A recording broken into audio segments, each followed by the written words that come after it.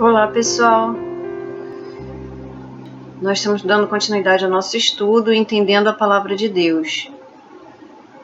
E eu quero relembrar para vocês o nosso e-mail, geraçãodenoé@gmail.com, sem tio, sem cedilha, sem nada.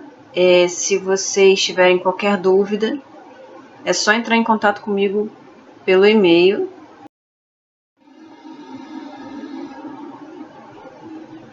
Bom, vamos ler do 1 ao 10 para começar. Que diremos, pois? Permaneceremos no pecado para que a graça abunde? De modo nenhum. Nós que estamos mortos para o pecado, como viveremos ainda nele? Ou não sabeis que todos quantos fomos batizados em Jesus Cristo, fomos batizados na sua morte? De sorte que fomos sepultados com ele pelo batismo na morte, para que, como Cristo foi ressuscitado dentre os mortos, pela glória do Pai, assim andemos nós também em novidade de vida. Porque se fomos plantados juntamente com ele na semelhança de sua morte, também o seremos na da sua ressurreição. Sabendo isto, que o nosso homem velho foi com ele crucificado, para que o corpo do pecado seja desfeito, para que não sirvamos mais ao pecado. Porque aquele que está morto está justificado do pecado. Ora, se já morremos com Cristo, cremos que também com ele viveremos, sabendo que, tendo sido Cristo ressuscitado dentre os mortos, já não morre.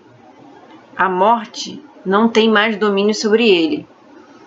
Pois, quanto a ter morrido, de uma vez morreu para o pecado, mas quanto a viver, vive para Deus. Então, o que Paulo está dizendo? Que diremos, pois? Permaneceremos no pecado para que a graça abunde?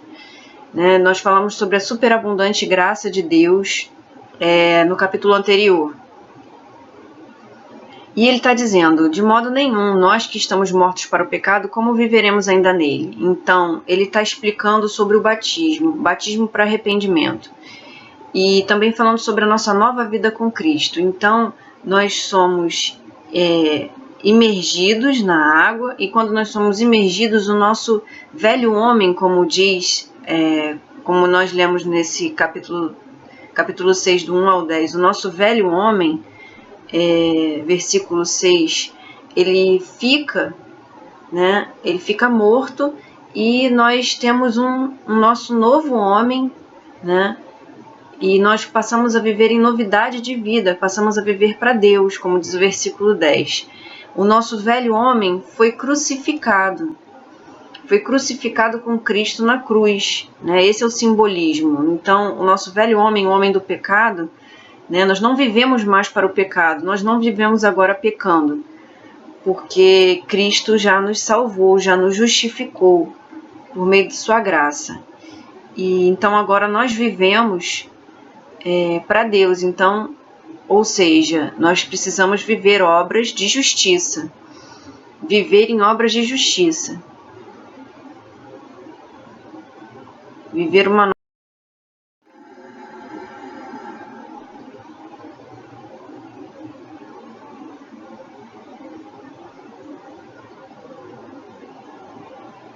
Novamente, permaneceremos no pecado para que a graça abunde? De modo nenhum. Nós que estamos mortos para o pecado, como viveremos ainda?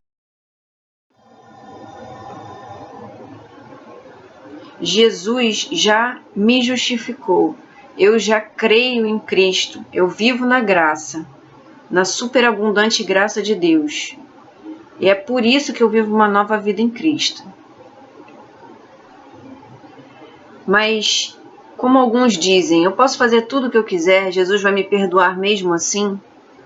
Será que a partir de agora, então, a gente vai poder fazer tudo o que quiser e Jesus vai perdoar? De qualquer forma, porque já estamos em Cristo, já estamos na graça? Não, não é bem assim.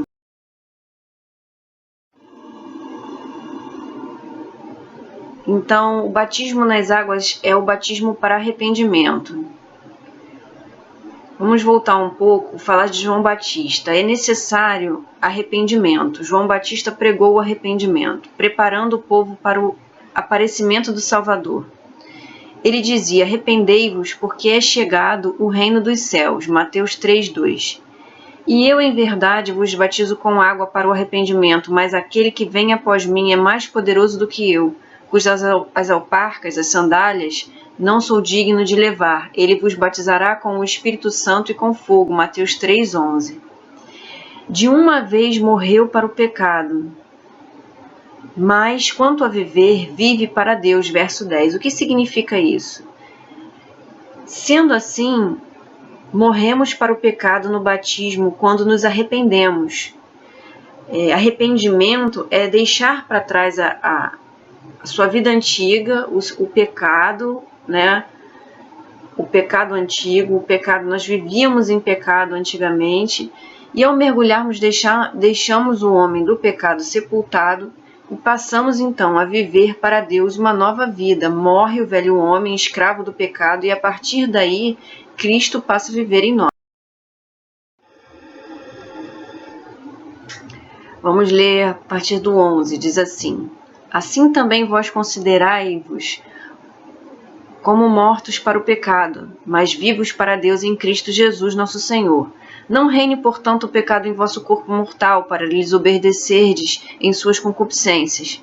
Nem tampouco apresenteis os vossos membros ao pecado por instrumentos de iniquidade, mas apresentai-vos a Deus como vivos dentre mortos, e vossos membros a Deus como instrumentos de justiça, como eu falei, obras de justiça. Porque o pecado não terá domínio sobre vós, pois não estáis debaixo da lei, mas debaixo da graça. Por quê? Pecaremos porque não estamos debaixo da lei, mas debaixo da graça? De modo nenhum. Não sabeis vós que a quem vos apresentardes por servos para lhe obedecer, sois servos daquele a quem obedeceis, ou do pecado para a morte, ou da obediência para a justiça? Mas graças a Deus, que tendo sido servos do pecado, obedecestes de coração a forma de doutrina a que fostes entregues, e libertos do pecado, fostes feitos servos da justiça. Então, servos da justiça fazem obras de justiça. Não é mais o pecado que habita em nós, mas é Cristo que vive em nós.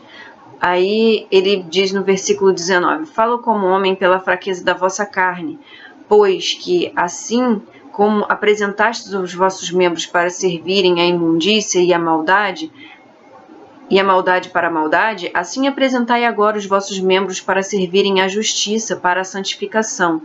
Porque quando éreis servos do pecado, estáveis livres da justiça. E que fruto tinhais então das coisas de que agora vos envergonhais?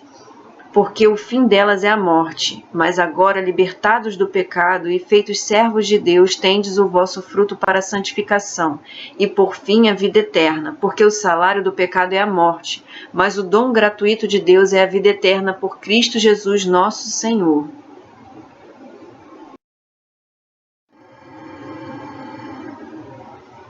Como nós vimos, o salário do pecado é a morte. Mas o que Deus nos deu, pela sua graça, ou seja, sem merecermos, é a vida eterna.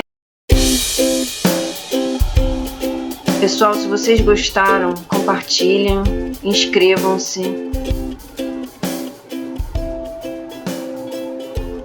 É a palavra de Deus. Eu agradeço aí por vocês estarem assistindo. Deus abençoe.